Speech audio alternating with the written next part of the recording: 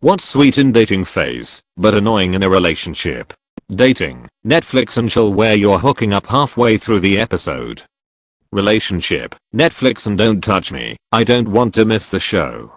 That's why you order pizza, then race the delivery guy to the finish, letting you choose all the activities/plans.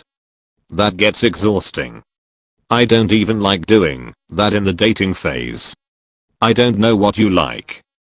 Please have an opinion and ideas. I have an agreement with my GF. She chooses where to go, I navigate there with maps, get lost and we end up somewhere random. We knock on doors for directions and stuff. People get excited about this shit today. Getting offers for coffee and lunch and everything. I used to do this because I thought it was nicer just to let the other person make the decision if I didn't care very much. After all, they might care more about it than I do. Then I dated a guy who was just like me and holy shit, was it annoying. Now I make decisions sometimes, even if I don't really care, just because I know how frustrating it is to be given all the responsibility of making those choices. Obviously I let my husband make the decision if I know it's something he really cares about and I don't, but if it's something like what to eat for dinner, no one person should have to make that decision all the time. So if anyone out there is like me and thinks they're being kind by letting the other person decide, maybe check with them and find out whether they really do prefer to be in charge or whether they would actually like it better if you took the initiative some of the time. I've taken the initiative in my friend group. Whenever we're discussing what to do or what to eat, I always say I don't care, but if no one wants to decide then I will.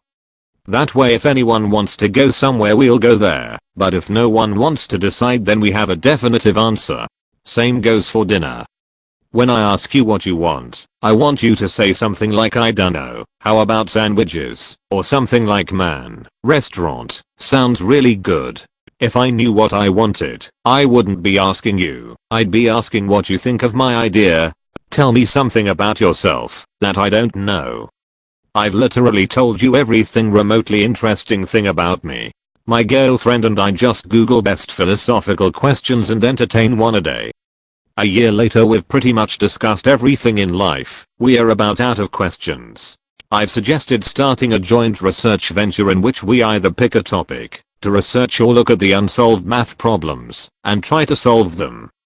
It's a possibility for when we get bored and motivated, whereas currently we have enough on our plates with work that we simply don't have the time for either. Me and my wife started accidentally doing that with this subreddit. Anytime I find a good question I'll ask her, think about my answer, then start reading the comments. But I'll definitely try looking up best philosophical questions. Thanks stranger. I had an ex who, when bored, would text me tell me something good. It was cute the first couple times, but the novelty of it really wore off right around the time responses, like I'm in love with you no longer counted. Anytime a guy texts me stuff like that I hate it. It's like they're saying, I'm bored, entertain me. My ex used to say tell me a story when she was bored then get mad at me that I had nothing. I mean, I've been at work for the past 5 hours, nothing story worthy is happening.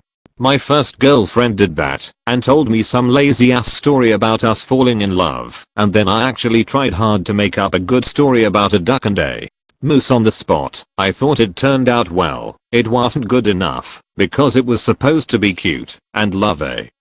We talked that shit all day. Let's get interesting. Like, girl. It was a duck and moose hanging out. What isn't cute here? Non-stop texting. After a while you just run out of things to talk about. Shit, let me do stuff so we can talk about it. My last GF was exactly like this. She would text me non-stop about random shit. Like I was driving and some dick cut me off. And she would fully expect a full response from that. If I have a one-word reply like shitty she would get mad. I ended up just telling her I don't want to text during the day when I'm at work. I'll text good morning and that's it. And I'd call her once I got home from work and actually talk for an hour or so. She would get upset that I didn't Snapchat her as much as everyone else. How she knew how much I was Snapchatting I don't know. But it was usually shit. to do with my work that I would have to further explain to her right then and there. Turns out she had literally no friends, and I was her only other person to talk to other than her mom. Oh, and if we were in public, she would freak the fuck out if I merely glanced at another woman. I ended it at a restaurant because she straight up called my best friend stupid for not trusting online banking. And she was treating the waitstaff like shit. All because her hair was cut short for the hairdo that she wanted. I just had enough of it, and I broke up with her in the parking lot. She met me and my friend there. Her reaction was exactly what I expected. She went from wanting nothing but me to "Geo fuck yourself" in about 5 seconds flat. Holding all the farts in. This ended pretty early on in our relationship. I was hugging my then girlfriend and squeezed her extra tight, and she farted from it. We both fell over laughing as a result, and now don't bother holding them in. Same thing happened with me and my then boyfriend. After we finished laughing, he said it was gross. So I still had to hold my farts, lol. Just because it's gross doesn't mean you have to hold it in. My wife has god awful farts, and no shame about it. Which is much better than constantly being bloated from gas and crabby at me as a result. We spent months blaming each other for horrendous fart smells in the bedroom. Turned out, it was the cat.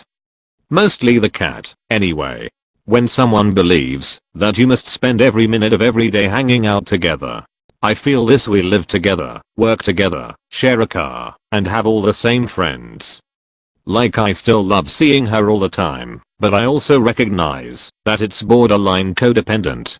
Yes, this like my GF of almost a year wants to spend every day I have off together, and texts me from the moment I get off work to the time she goes to bed at like 2 to 3 am. It's so completely draining, especially since I've spent much of my life without constant interaction from others. Only child, not many childhood friends. We don't even talk about anything interesting in person or text. It's mainly just showing each other funny pictures and what not.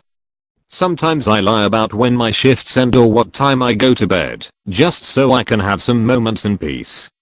It feels selfish to tell her about this though, as it makes it seem like she is a burden when she isn't. I just want some peace. I was actually a little bit glad when I got sick a few days ago, because I could spend all day asleep and have a valid excuse to not text all day. Yes. My ex and I just broke up because of this same issue. He never told me how he felt. Eventually, he just got tired. I truly wish I had known. Just tell her. If she's understanding, she's a keeper. Communication is key.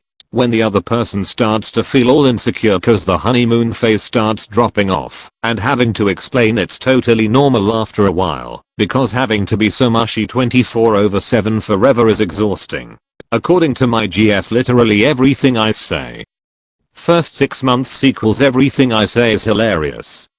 After 6 months equals everything I say is met with an eye roll.